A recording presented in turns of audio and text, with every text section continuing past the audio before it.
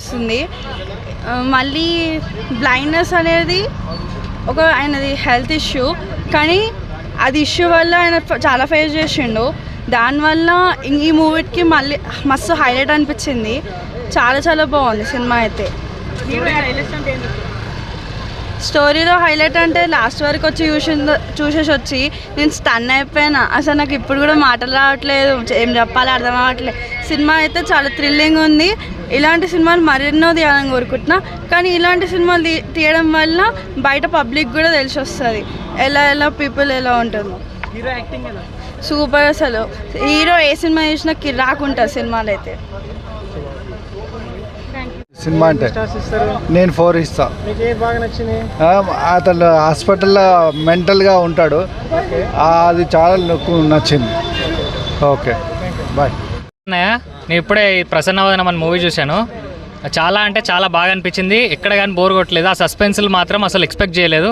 Next ఏమవుద్దా అన్న సస్పెన్స్లోనే చాలా బాగుంది. క్లైమాక్స్ సీన్ మాత్రం ఎక్సలెంట్ ఉంది. ఈ సుహాస్ గారి సెలెక్షన్ మాత్రం దద్దరు వెళ్ళిపోతుంది భయ్య. ఎక్కడ కానీ మూవీ ఫ్లాప్ అవ్వకుండా అతని సెలెక్షన్స్ చాలా బాగా చేస్తారు. నెక్స్ట్ మూవీ వస్తుందని అంటే ఇక ఎక్స్పెక్టేషన్స్ వేరే లెవెల్ ఉంటుంది.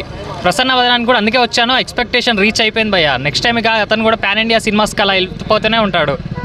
అసలు ఎక్కడ కానీ తగ్గట్లేదు. కలర్ లేదు అన్న కాన్సెప్ట్తో నార్మల్గా వచ్చిన పర్సన్ ఇప్పుడు అసలు ఎంత బాగా పైకి వెళ్తున్నాడంటే చాలా బాగా నచ్చింది సినిమా. अच्छा है, फाइट भी अच्छा है, फिल्म के हिसाब से अच्छा फाइट है. हाँ अच्छा है मूवी, फैमिली देख सकती है. हाँ फैमिली लाइक फिल्म है. स्टोरी क्या है?